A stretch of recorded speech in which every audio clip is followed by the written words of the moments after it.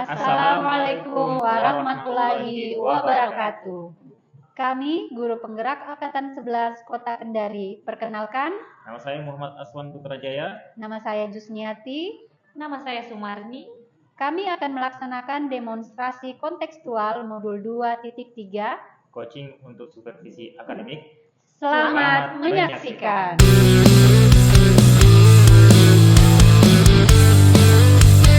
Baik, bismillah. Assalamualaikum warahmatullahi wabarakatuh. Waalaikumsalam. Selamat pagi Pak Aswan. Pagi. Ya, bagaimana kabarnya hari ini Pak Aswan? Alhamdulillah baik. Baik sekali ya, alhamdulillah. Pagi ini ada sesi coaching ya Pak? Ya, betul. Dengan Ibu Jus. Oh, dengan Ibu Jusni. Oke, baik Pak Aswan. Kehadiran saya di sini, saya itu hadir untuk memberi dukungan kepada Pak Aswan terkait kompetensi teknik coaching yang akan Pak Aswan nanti utarakan dengan Ibu Jusni, seperti itu. Nah, apakah Bapak sudah siap melakukan sesi coachingnya? Iya, saya sudah siap dan saya juga berterima kasih kepada Ibu Sumarni sudah bersedia untuk memberikan dukungan dan juga memberi pengamatan kepada pelaksanaan coaching yang akan saya lakukan pagi ini. Oke, baik. Namun sebelum memulai sesi coachingnya nanti dengan Ibu Jus, Pak Aswan, ada beberapa hal yang akan saya jelaskan terlebih dahulu ya Pak ya. Nantinya saya akan menjelaskan terlebih dahulu terkait rubrik yang nantinya Bapak akan lakukan dengan Ibu Jusni. Adapun rubrik yang di sini terkait adalah bagaimana nantinya Bapak menghadirkan semacam alur tirta di dalam proses coaching Bapak nanti dengan Ibu Jusni. Jadi kita ketahui bersama bahwa alur tirta Pak itu tujuan umum, ada identifikasi masalah, ada rencana aksi dan tanggung jawab. Seperti itu ya. Kemudian selanjutnya saya akan mengamati apakah selama proses coaching nantinya Bapak Aswan itu menerapkan prinsip-prinsip coaching.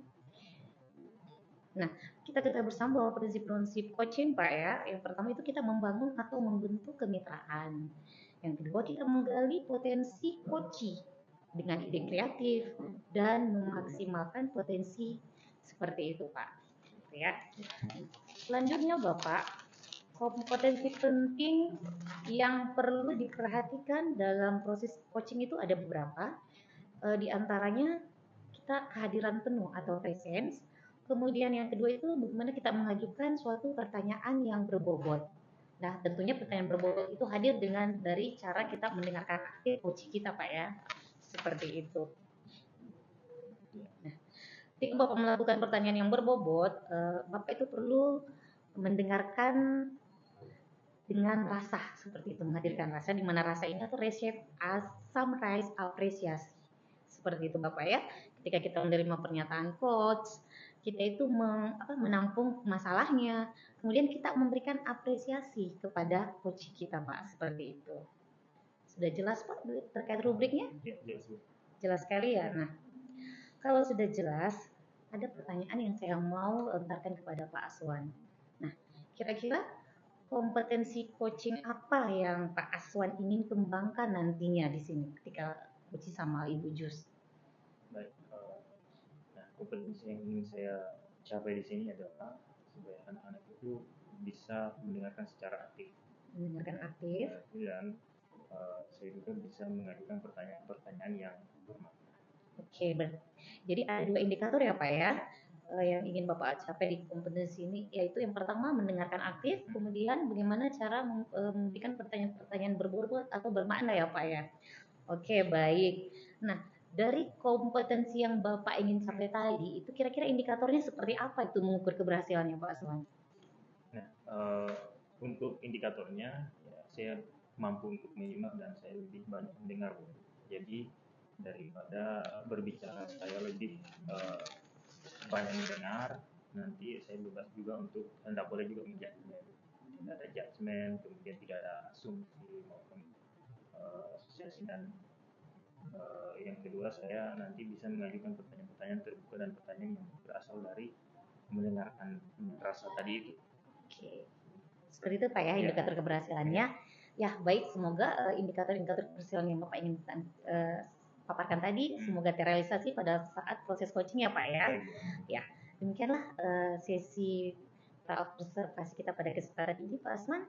Selanjutnya mungkin Bapak bisa langsung lanjut ke sesi coaching dengan Ibu Jus seperti itu. Terima kasih ya Pak ya. Ya, terima kasih. Assalamualaikum warahmatullahi wabarakatuh. Waalaikumsalam warahmatullahi wabarakatuh.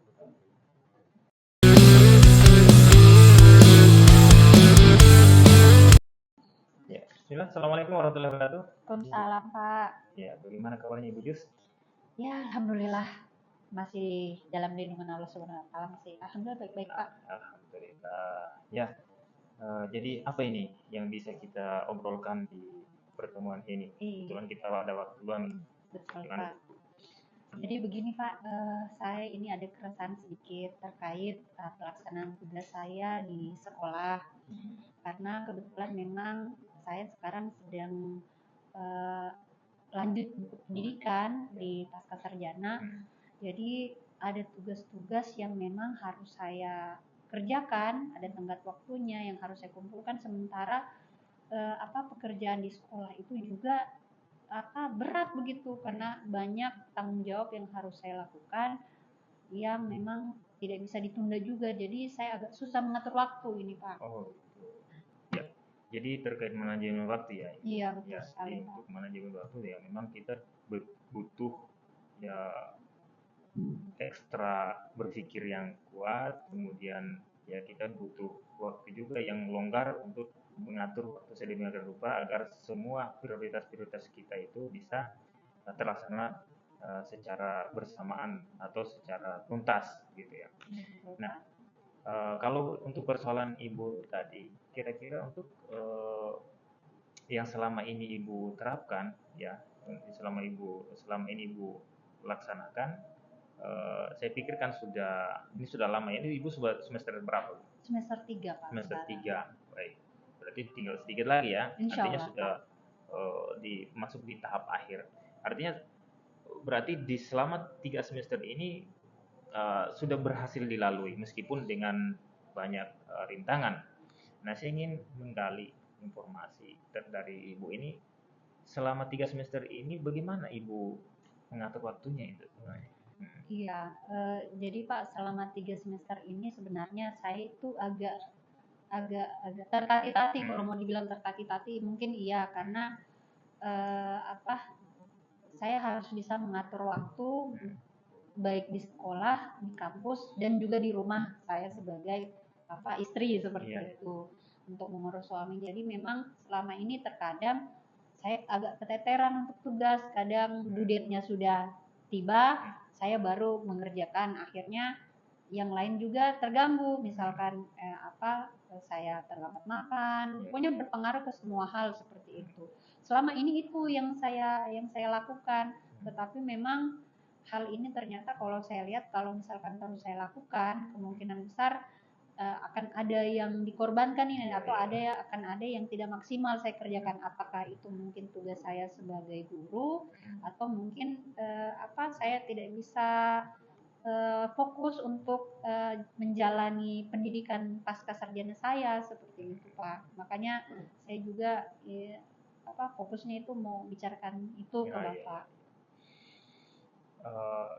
Yang perlu Ibu ingat sebenarnya ketika kita menemukan persoalan mengenai manajemen waktu ini, yang perlu kita ingat itu adalah bagaimana kita memotivasi diri pada saat sebelum kita mendaftarkan diri sebagai yang Ibu sebutkan tadi sebagai mahasiswa pasca sarjana. Kemudian ada tugas-tugas lain yang Ibu juga dibebankan kepada Ibu, seperti tugas harian sebagai guru di sekolah, kemudian apalagi dengan tugas mengikuti program pendidikan guru penggerak juga kan gitu. Betul Pak. Ya. Nah, ini yang perlu Ibu ingat kembali ya, kita harus kembali saat sebelum kita mengikuti rangkaian program-program ini, tentu ada motivasi kita ya, ada motivasi yang akan kita capai. Nah, kalau ini terus-menerus kita ingat, pasti akan menambah semangat kita untuk mengikuti seluruh rangkaiannya. Nah, saya ingin tanya Ibu, kira-kira dari tiga tanggung jawab yang Ibu eh, miliki sekarang ini ya, apa motivasi Ibu untuk sampai sudah sejauh ini? Ya, motivasi Ibu sampai sejauh ini mengikuti eh, jadi tiga tanggung jawab tersebut Iya. itu. Ya, Yang pertama Pak, kalau saya mengingat lagi motivasi terbesar saya sebenarnya untuk mengikuti yang mungkin saya pilih pasca sarjana itu bagaimana saya mau mengembangkan potensi saya. Saya masih ingin belajar seperti itu karena saya merasa bahwa ilmu yang saya punya sekarang itu masih sangat sedikit dengan tuntutan dunia pendidikan yang sekarang seperti itu. Begitu pula dengan mengikuti program guru penggerak ini yang semula mungkin saya sempat terkendala karena memang motivasinya bukan dari internal seperti itu, tetapi kembali lagi saya melihat teman-teman yang sudah menjadi guru penggerak duluan terlebih dahulu seperti itu, mereka kayaknya berbeda pada saat sebelum dan sudah jadi guru penggerak, jadi langsung muncul motivasi dari dalam diri sendiri bahwa saya pengen jadi seperti mereka, kayaknya kalau ikut guru penggerak nantinya saya bisa dalam tanda kutip mungkin sepintar mereka atau sepaham mereka dibanding teman-teman yang lain, apalagi memang kita sekarang ini memang sekolah saya itu sebagai salah satu sekolah penggerak yang guru-gurunya harus paham tentang bagaimana kurikulum merdeka. Jadi terima kasih Pak sudah mengingatkan saya kembali tentang motivasinya. Saya agak kembali flashback ke belakang, ternyata memang motivasi ini yang memang harus saya selalu ingat dalam mengikuti 3 tugas utama saya seperti itu Pak. Baik, ya. Jadi memang itu sangat penting. Ketika kita mengingat kembali motivasi itu, maka itu akan membuka cara pandang kita yang baru terkait masalah yang persoalan Ibu tadi seperti manajemen waktu itu. Kita akan berupaya sekuat mungkin bagaimana caranya agar seluruh kegiatan kita ini yang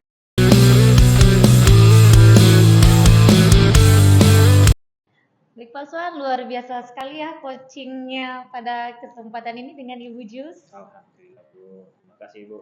Lancar ya saya lihat Pak Swan. Alhamdulillah lancar. Baik Pak. Pak Swan, bagaimana perasaannya setelah melakukan proses coaching dengan Ibu Jus? Ya, tentu saya sangat senang sekali Ibu bisa berbagi dengan coach saya dan bisa mendengarkan dengan seksama dengan coach saya, dengan Ibu Jus, dan alhamdulillah saya juga bisa memberikan sedikit masukan terhadap persoalan-persoalan yang beliau hadapi. Seperti itu Pak ya, alhamdulillah. Baik, berarti sudah tercapai ya Pak indikator atau tujuan kompetensi pengembangan awal coaching Bapak yang ingin. Iya, menurut saya sudah tercapai. Iya, alhamdulillah. Seperti itu. Ya. Baik Pak Swan, izinkan saya menyampaikan sedikit terkait observasi yang saya lakukan pada saat Bapak melakukan sesi coaching dengan Ibu Jus tadi. Baik, alhamdulillah saya tadi sudah melihat Bapak Aswan itu telah melakukan langkah-langkah sesuai dengan alur tirta. Itu yang pertama. Kemudian yang kedua, saya melihat Pak Aswan sudah menjadi pendengar aktif untuk coaching Bapak dan mampu hadir secara penuh. Bapak telah melontarkan juga beberapa pertanyaan-pertanyaan yang berbobot. Seperti itu Pak Aswan. Nah baik, untuk kegiatan coaching selanjutnya Pak, kira-kira kompetensi apa lagi yang Bapak inginkan? Baik, untuk selanjutnya tentu kalau objeknya berbeda, ya saya akan menerapkan kompetensi atau saya mengharapkan kompetensi yang sama kalau objeknya berbeda. Tapi kalau objeknya yang sama seperti video tadi, ya saya akan mencari kompetensi-kompetensi yang akan saya kembangkan sendiri.